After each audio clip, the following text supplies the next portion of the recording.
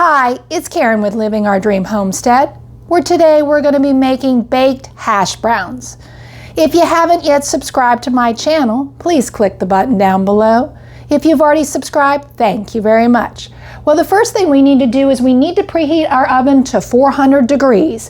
We are going to be using a baking sheet today, and we are going to be using parchment paper to line our baking sheet.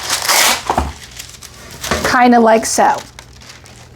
And now I'm going to go ahead and push that aside, and I'm going to turn around the camera and show you up close how to make these easy, delicious baked hash browns. First thing we're going to take is about 2.5 pounds of potatoes, and we are going to go ahead and wash our potatoes with some water, and then we are going to peel off the skin. This is what I'm talking about. I'm actually using a potato peeler to go ahead and peel the potato like that to get the skin off. Now, if you don't have a potato peeler, you can use a knife. So I'll go ahead and work on that, and I'm just putting the peels into a bowl, or of course you could put them in a bag, etc. After you get the potato peeled, if you have bad spots like I do, just go ahead and cut those off.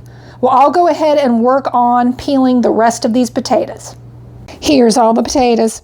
I got them all ready, and here's the peelings. Now with the peelings, you can go ahead and add them to soups if you want to. So, if you want to use them later on, you can just freeze them. Or some people actually use the peelings and they roast them up and put spices on them, and you could eat them as well. So I just, wanted to show you, what you can do with them. You could also use them in your garden as fertilizer. Well, I'll go ahead and get I'm going to use a box grater, and we are going to go ahead and shred these potatoes. Now, if you have a food processor, you can use a food processor as well. This is what I'm talking about. Here's the box grater, and you just kind of rub the potato up and down. Careful not to get your fingers. And then out at the bottom is all the shredded potatoes. So I'll go ahead and work on shredding the rest of these potatoes. Now your shredded potatoes should look like this. It's okay that they look a little bit of brown. It's because when the potato is exposed to air, after you peel it, it causes it to turn brown. It's not going to affect the taste. Now that we have the potatoes shredded, we need to go ahead and rinse these potatoes with water several times until when we pour out the liquid that it's clear. And I'll show you what I mean. I'm just putting a little bit of water in here. Now again, you can use a colander. I'm using this to kind of show you, because you'll be able to see the color when we drain these potatoes with using the stainless steel bowl rather than a white colander that I have here. Let's see if I can show you. So again, we're just draining it, the water. So as you can see the color, look at that. I'll probably use a colander for this, but you can see the water is like a dirty color. We want the water to run clear. When it's run clear, then we're ready for the next step. So I'll continue to do this. Here, I'm using the colander. It actually works a little bit better. I'm just kind of running the water over it. And, and you can, of course, use your hand to comb through it. As you can see, it's now more of a vibrant white color. We got rid of all that browned stuff, because we're now kind of washing a little bit more of the excess starch out. And again, we need to have the water. As you can see, the water coming out now in the drain is clear. And that is what we want. Now we can go ahead and turn off the water, and we're going to go ahead and I'm going to kind of like squeeze the excess water out, and then this I'll put what I have squeezed in a bowl. So I'll go ahead and work on this right now.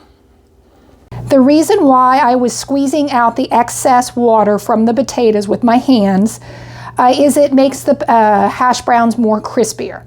Now we're going to go ahead and add in a tablespoon of olive oil,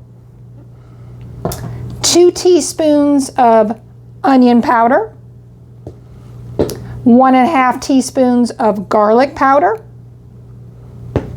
I'm going to add in 3/4 teaspoon of salt. If you want to add more, you can do up to a teaspoon.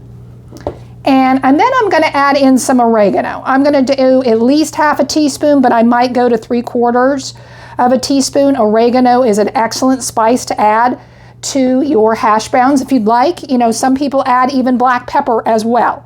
Again, you know, with the spices of your hash browns, you may have a different combination than me, but this is what I'm going to add to mine. So go ahead and put those ingredients in and we'll stir to combine. Now that I've got all the spices into our hash browns, now we're going to go ahead and put it on our cookie sheet lined with parchment paper. Now, if you do have a ring mold, you can use a ring mold to put the hash browns in if you'd like, and then we'll remove the mold. These are actually my English muffin rings, which is a ring mold. Can use that, or you can go ahead and use a cup. We're going to measure out about 1/4 cup of hash browns, and then I can just turn it upside down, and then we're going to take a spatula and we are going to go ahead and press on it, you know, kind of to flatten it. And same with the ring mold, I can press on it with this as well and then remove the ring. So I'll show you both ways. Here's what I'm talking about. Now this one again was for the one from the cup. I measured out about 1/4 cup, and then you're just going to take your spatula and kind of flatten it. And then there's the one there. I measured out about 1/4 cup, a little bit more, and I'm going to remove the ring. And then again, I'm going to just kind of flatten it a little bit. And you need to space them pretty far out like this across your cookie sheet. I'll work on the rest. Okay, these are ready to go in the oven. We need to put it in a 400-degree oven, and we are going to bake it for 30 minutes.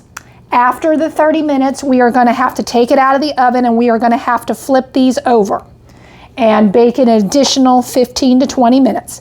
I will show you when it's time to flip them. It's been 30 minutes on the hash browns, and I went ahead and already flipped this one over. But we need to go ahead and use a spatula. Be careful not to burn yourself, and we'll go ahead and try to flip it over the best that we can. I don't know if I can do that with one hand, and it's okay if it doesn't have the same shape that it had before. Now we're going to go ahead and put this back into the oven, and we're going to bake 15 to 20 more minutes. Then I will show you when they're done. The baked hash browns are all done. I'll work on the other ones. Here's the hash browns up close. It ended up making a total of 13 of them. Now again, it depends on how big you make them, how many you will have. I will leave the recipe down below in the description. Now these actually do freeze well if you'd like.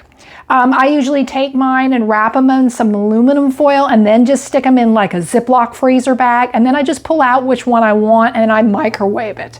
So that way you can keep it longer, since you say maybe 13 is too many. But they are excellent, and you can serve them. Some people serve them with sour cream. You can even serve them with ketchup. You know, like I said, possibilities are endless. Well, thank you for watching. This was Karen with Living Our Dream Homestead. I hope you have a good day.